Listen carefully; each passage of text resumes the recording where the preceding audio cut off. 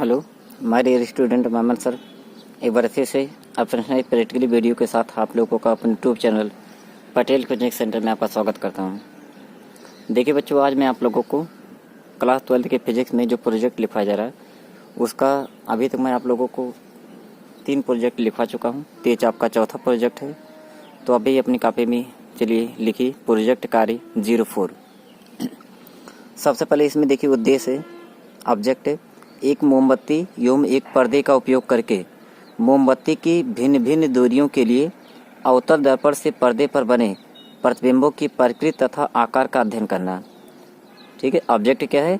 एक मोमबत्ती एवं एक पर्दे का उपयोग करके, एक मोमबत्ती एवं एक पर्दे का उपयोग करके मोमबत्ती की भिन्न भिन्न दूरियों के लिए, मोमबत्ती की भिन्न भिन्न दूरियों के लिए अवतल दर्पण से पर्दे पर बने प्रतिबिंबों की प्रकृति तथा आकार का अध्ययन करना। प्रतिबिंबों की प्रकृति तथा आकार का अध्ययन करना। अब इसमें देखिए आपका है रिक्वायर्ड ऑपरेटर्स, आवश्यक उपकरण में आपका देखिए क्या क्या रहेगा। सबसे पहले 3 ऊर्ध्व स्टैंडों सहित प्रकाशीय बेंच, 3 ऊर्ध्व स्टैंडों सहित प्रकाशीय बेंच, कामा एक अवतल दर्पण, कामा एक मोमबत्ती, कामा कार्डबोर्ड का पर्दा आदि।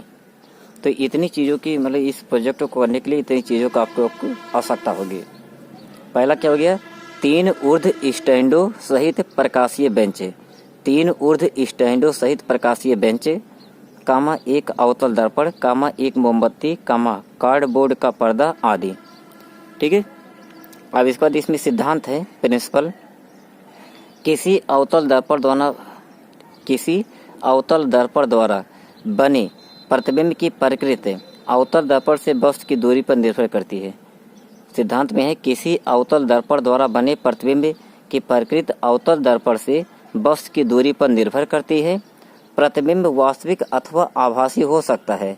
प्रतिबिंब वास्तविक अथवा आभासी हो सकता है जब वस्तु अवतल दर्पण के फोकस और फोकस से दूर रखी जाती है। अवतल दर्पण के फोकस और फोकस से दूर रखी जाती है तो प्रतिबिंब वास्तविक बनता है, और जब वस्तु दर्पण के ध्रुव और फोकस के बीच होती है तो प्रतिबिंब आभासी बनता है। ठीक है। तो मतलब ये अवतल दर्पण की जो विभिन्न दशाएं होती है प्रतिबिंब बनने की, वही आपका लिखा गया है। किसी अवतल दर्पण द्वारा बने प्रतिबिंब की प्रकृति अवतल दर्पण से वस्तु की दूरी पर निर्भर करती है।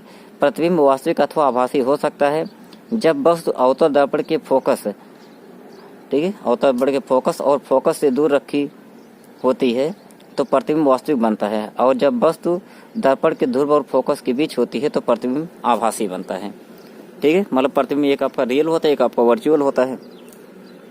तो इतना आपका रहेगा ऑब्जेक्ट में हो गया, फिर आपका रिक्वायर्ड ऑपरेटर्स हो गया, फिर आपका प्रिंसिपल हो गया। तो तीनों हेडिंग आपके कंप्लीट होंगे। तो ठीक इतना करिए, फिर आगे चलिए, आगे बढ़ते हैं। इसको पूरा नोट कर लीजिए।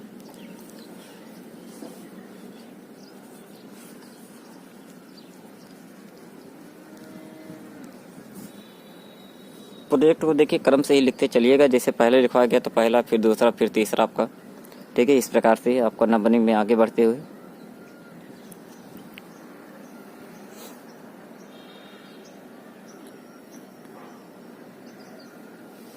पूरा देखिए, कोई भी वर्ड ऐसा नहीं कि जो इसमें स्पष्ट ना हो, पूरा एकदम स्पष्ट होगा आपको। ठीक है, इसलिए लिखने में मतलब कहीं पर भी आप गलती ना करिए। ठीक, जिसकी जब चीज़ों को देख के भी लिखा जाएगा तो उसके बावजूद यदि आप गलती कर देते हैं, ठीक है, तो ये आपकी बहुत बड़ी कमजोरी बनेगी। ठीक है, तो ये सब मतलब कहीं पर भी लिखने में कहीं पर कोई गलती नहीं होनी चाहिए। और प्रयास करिए अपनी हैंड राइटिंग भी आप, ठीक है, अच्छा से अच्छा लिखने का प्रयास करिए। ठीक है, क्योंकि हैंड राइटिंग अच्छी होने से मतलब काफ़ी इफेक्टिव काम माना जाता है। ठीक है, आपका नंबर भी बढ़िया ठीक ठाक ही मिलता है, कोई दिक्कत नहीं होती है। 3 हेडिंग आपके हो गए, ऑब्जेक्ट हो गया, रिक्वायर्ड ऑपरेटर्स हो गया और प्रिंसिपल हो गया। अब देखिए इसके बाद इसमें क्रिया विधि में आएंगे।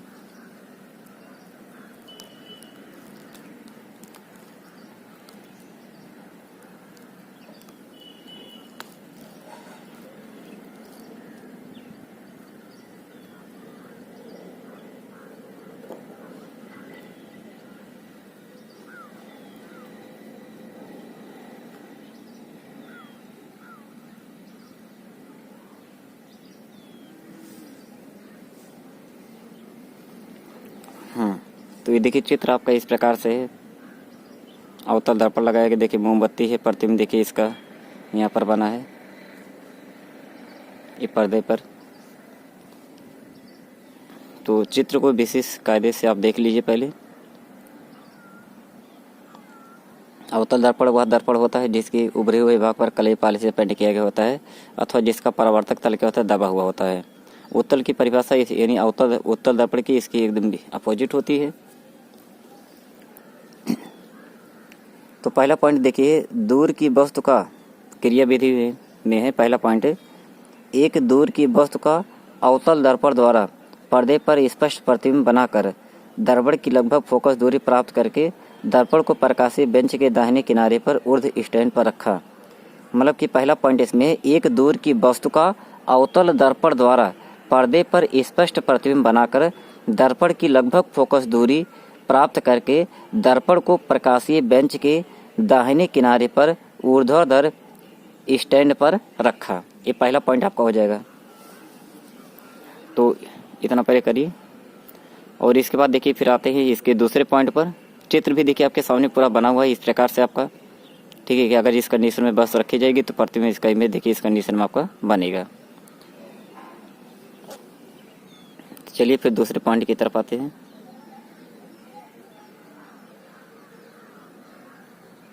देखिए इसका दूसरा पॉइंट है,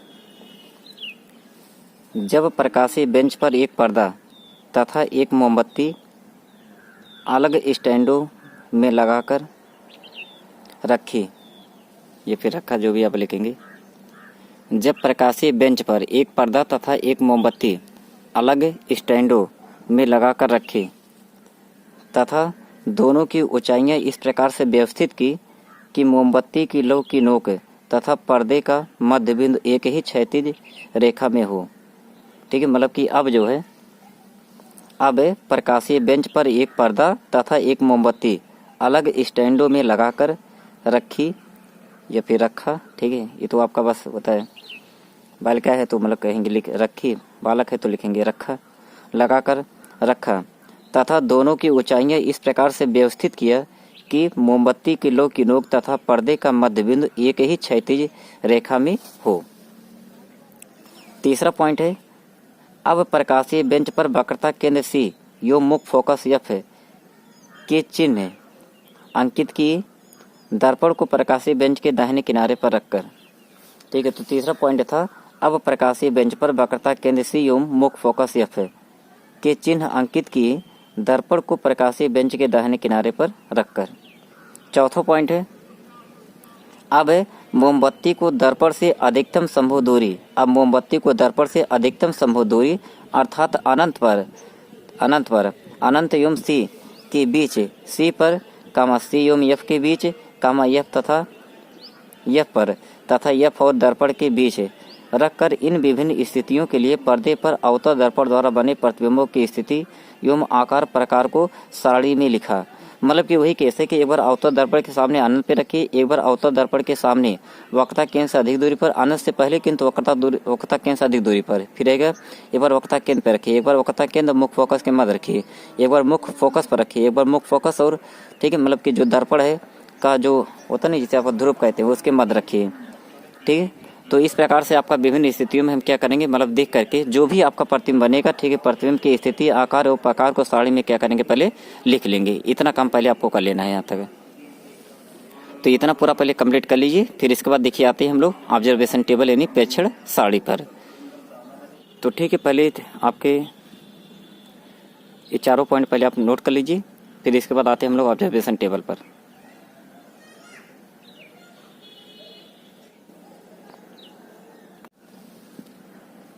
हाँ देखिए, ऑब्जर्वेशन टेबल में पहले क्रम संख्या 1 2 3 4 5 और 6, ठीक है, फिर है वस्तु की स्थिति, ठीक है, पोजीशन ऑफ ऑब्जेक्ट है। तो पहला है अनंत पर, दूसरा है वक्रता केंद्र सी और इन्फिनिटिव के बीच, वक्रता केंद्र सी पर, सी व एफ के बीच, एफ पर, एफ और दर्पण के बीच। प्रतिबिंब की स्थिति देखिए, जब अनंत पर होगा तो एफ पर बनेगा, फिर अगला है एफ और सी के बीच, अगला है सी पर, अगला है सी से दूर, अगला है बहुत दूर पर्दे पर नहीं यानी अनंत पर बनेगा, पर्दे के पीछे पर्दे पर नहीं। प्रतिबिंब की प्रकृति देखिए, नेचर ऑफ इमेज। तो पहला है वास्तविक एवं उल्टा, अगला भी वास्तविक एवं उल्टा है, तीसरे कंडीशन में भी वास्तविक एवं उल्टा, फिर चौथे कंडीशन में भी वास्तविक एवं उल्टा, पांचवें कंडीशन में वास्तविक एवं उल्टा, छठवें कंडीशन में क्या होता है आभासी एवं सीधा। प्रतिबिंब का आकार पहली दशा में अत्यंत छोटा, फिर दूसरी दशा में छोटा, तीसरे में देखिए आपको हो जाएगा वस्तु के बराबर है, फिर अगले में वस्तु से बड़ा, अगले में बहुत बड़ा, फिर अगले में भी आपके कह रहेगा वस्तु से बड़ा। तो ये जो है मतलब जो आपके ठीक है क्रिया विधि में पूरा किया गया प्रैक्टिकल करने के बाद जो पूरा मिला है, तो ये पूरी सारणी में ठीक है कि वस्तु को विभिन्न दशाओं में रखने पर उसका प्रतिबिंब कहाँ बनता है, ठीक है, उसकी प्रकृति क्या है, उसका आकार क्या है, ठीक है। तो ये पूरा टेबल पहले आपको बना लेना है। तो चलिए फिर टेबल को पहले बनाइए। पूरा खानों को देखिए बेसिस, ठीक है, बनाने में गलती नहीं करिएगा। पहला क्रम संख्या, फिर दूसरा वस्तु की स्थिति, फिर आपका तीसरा है प्रतिबिंब की स्थिति, चौथा है प्रतिबिंब की प्रकृति, पांचवा है प्रतिबिंब का आकार। और इस प्रकार से सभी का देखिए पूरा लिख दिया गया है, तो इतना पहले नोट कर लीजिए। और इसके बाद फिर हम लोग आते हैं, ठीक है, इसका अगली हेडिंग जो रहेगा रिजल्ट यानी परिणाम पर। हाँ देखिए ऑब्जर्वेशन टेबल में पहले क्रम संख्या 1 2 3 4 5 और 6, ठीक है, फिर है वस्तु की स्थिति, ठीक है, पोजीशन ऑफ ऑब्जेक्ट है। तो पहला है अनंत पर, दूसरा है वक्रता केंद्र सी और इन्फिनिटिव के बीच, वक्रता केंद्र सी पर, सी व एफ के बीच, एफ पर, एफ और दर्पण के बीच। प्रतिबिंब की स्थिति देखिए जब अनंत पर होगा तो एफ पर बनेगा, फिर अगला है एफ और सी के बीच, अगला है सी पर, अगला है सी से दूर, अगला है बहुत दूर पर्दे पर नहीं यानी अनंत पर बनेगा, पर्दे के पीछे पर्दे पर नहीं। प्रतिबिंब की प्रकृति देखिए, नेचर ऑफ इमेज।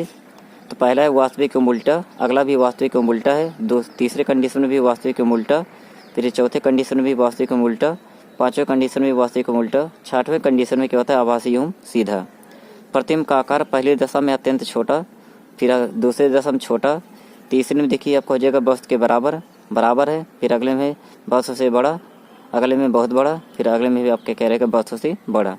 तो ये जो है मतलब जो आपके ठीक है क्रिया विधि में पूरा किया गया प्रैक्टिकल करने के बाद जो पूरा मिला है, तो ये पूरी सारणी में ठीक है कि वस्तु को विभिन्न दशाओं में रखने पर उसका प्रतिबिंब कहाँ बनता है, ठीक है, उसकी प्रकृति क्या है, उसका आकार क्या है, ठीक है। तो ये पूरा टेबल पहले आपको बना लेना है।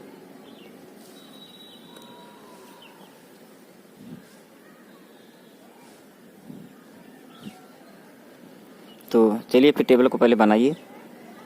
पूरा खानों को देखिए बेसिस, ठीक है, बनाने में गलती नहीं करिएगा। पहला क्रम संख्या, फिर दूसरा वस्तु की स्थिति, फिर आपका तीसरा है प्रतिबिंब की स्थिति, चौथा है प्रतिबिंब की प्रकृति, पांचवा है प्रतिबिंब का आकार। और इस प्रकार से सभी का देखिए पूरा लिख दिया गया है, तो इतना पहले नोट कर लीजिए। और इसके बाद फिर हम लोग आते हैं, ठीक है, इसका अगली हेडिंग जो रहेगा रिजल्ट यानी परिणाम पर। तो परिणाम में देखिए, तो परिणाम में है जैसे जैसे वस्तु अवतल दर्पण की निकटता की ओर जाती है, मतलब जैसे जैसे वस्तु अवतल दर्पण की ओर जाती है वैसे वैसे वस्तु का प्रतिबिंब अवतल दर्पण से दूर होता जाता है तथा प्रतिबिंब का आकार बढ़ता जाता है। इतना आपको हो जाएगा परिणाम में। फिर अगली हेडिंग इसमें आएगी सावधानी प्रिकॉशन से। तो पहला है मोमबत्ती की लौ की नोक पर्दे का बीच का भाग तथा अवतल दर्पण का ध्रुव तीनों एक ही क्षैतिज रेखा में हो।